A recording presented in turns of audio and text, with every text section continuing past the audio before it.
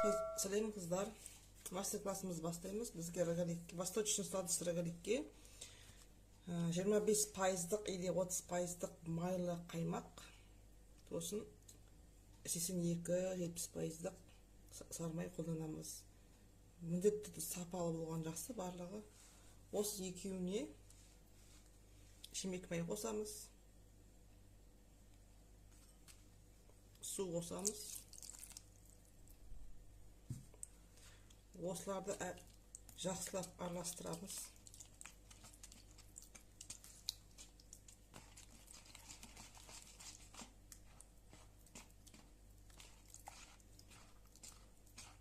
Жақсылап араластырғасын үстіне ұн қосамыз.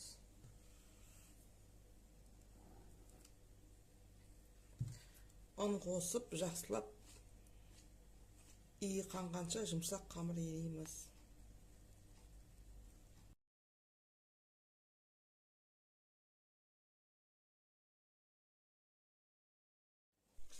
Қамырымызды жақсылап иіредік, иі қанды, қолға жабыспайтын күшті қамыр шығады.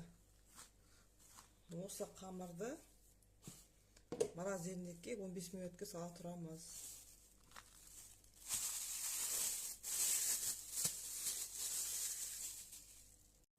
Енді екінші қамырымыз бана қатқан қамырдың бетіне жағатын майлы қамырымыз. Начинка деп айтуға болады. Начинка емес енді. Бана қамырды жұмсақ қылатын қамыр қазір түсіндірем. Ол үшін осындай сармай аламыз. Рецептте бәрі жазылған. Соған шым-шым тұз аздап себеміз.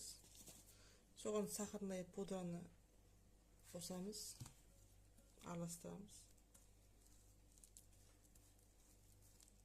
Сосын үстіне ұн қосамыз. Ұн қосып, масса шығу керек.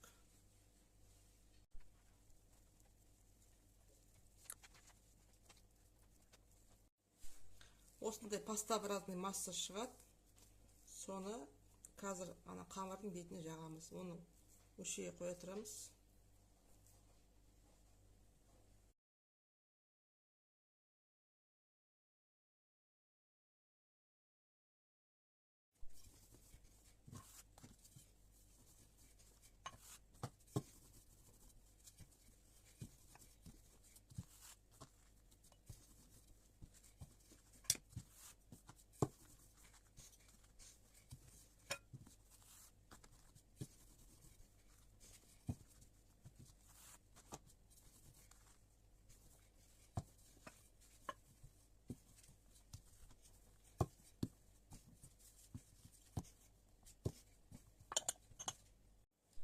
Осындай қамыр ередік. Жұқа емес, қалың емес, норма состояниеда. Осыған енді банаға дайындап қойған пастамызды үстіне жабып шығамыз.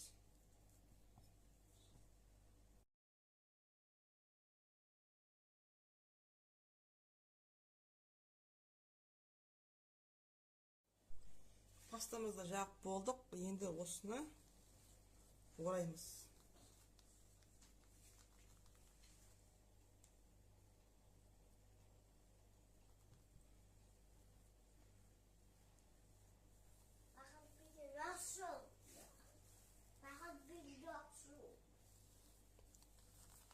Орап болдық. Шеттерін бекітеміз.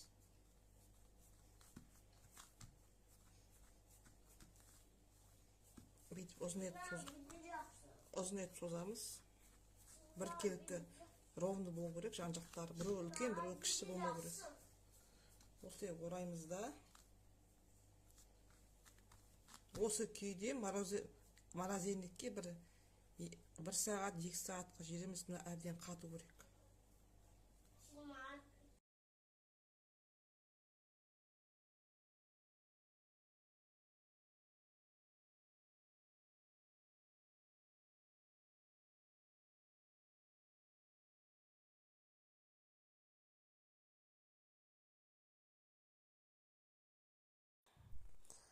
Енді мына мейіздерімізді кішкентай кусок етіп бәрін турап шығамыз, майдалап. Мейізімізді енді орысша изюм ғой, изюмімізді майдалап алдық, кесіп енді грецкий орехімізді майдалаймыз. Пышақпен кесіп каждый.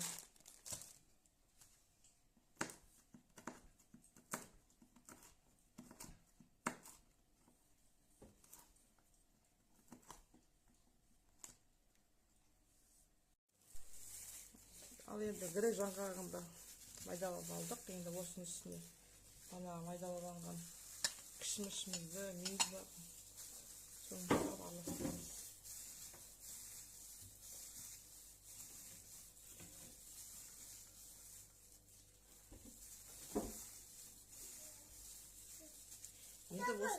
Енді осының үстіне бір қасық, чайный қасық сапалы мед саламыз. Бір қасық.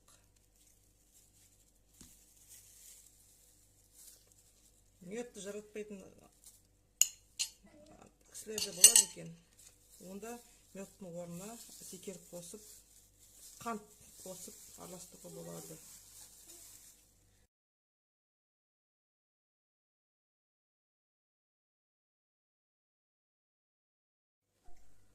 Начинкамыз дайын.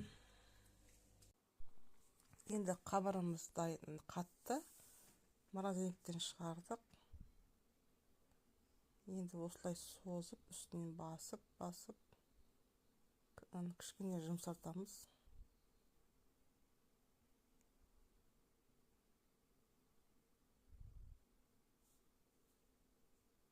Сосын оны бөлшектерге бөліп тастаймыз пышақпен.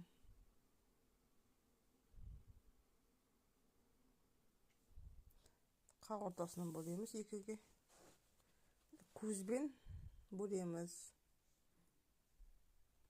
Үйінде 10 штук шықты, біреуінен 1 сантиметр көлемінде.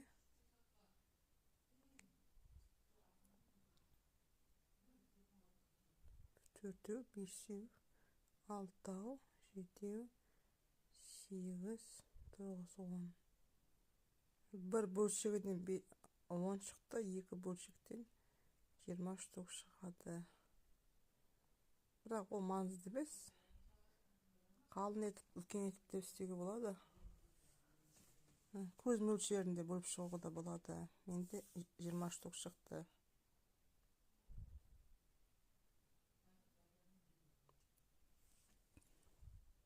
Енді осылардың әрқайсысын алып, үстінен басып шығамыз. Басып, бәрін дайындап қоямыз.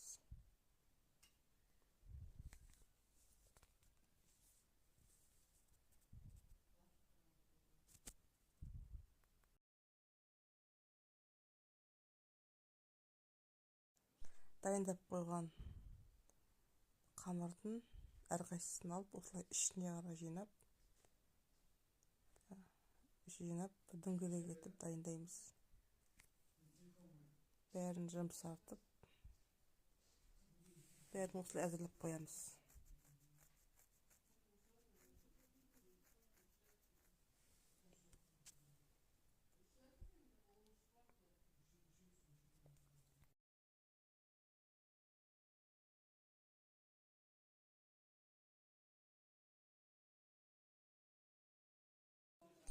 Ал енді ұйғырдың самсасы сияқты осылай әдемілеп түйеміз. Бір қамырды аламыз, жұқалап жаямыз оқтаумен.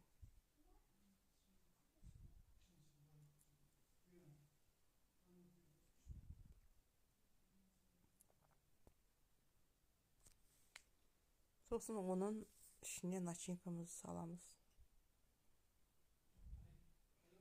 Бір қасық толтырып,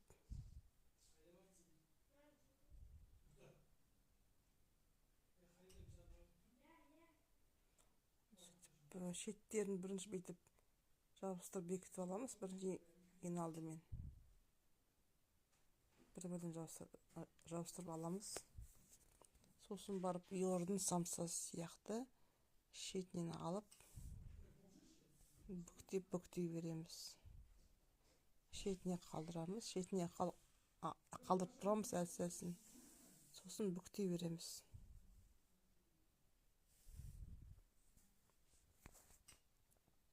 Бүктеп осылай бір шетіне қойып дайындаймыз.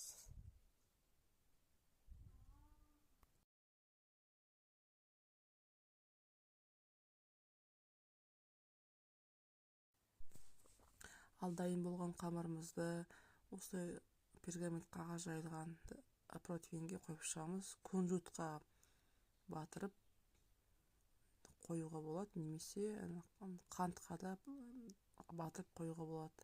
Мен кунжут таңдадым. Осылай бәрін әдемілеп, бірінен бірін тегізбей қойып, противенің үстіне қойып шығамыз. Осылай қойып шықтық. Осылай болып шықты. Енді 180-200 градуста 25-30 минутте пісіп шығамыз.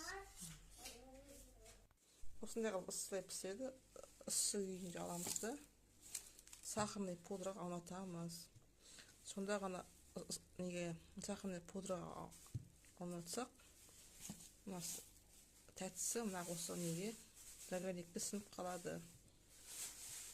Аунатпауға да болады, бірақ қамырдың өзінің дәмі жоқ, шекері аз, ішіндегі начинкасы одан тәтті.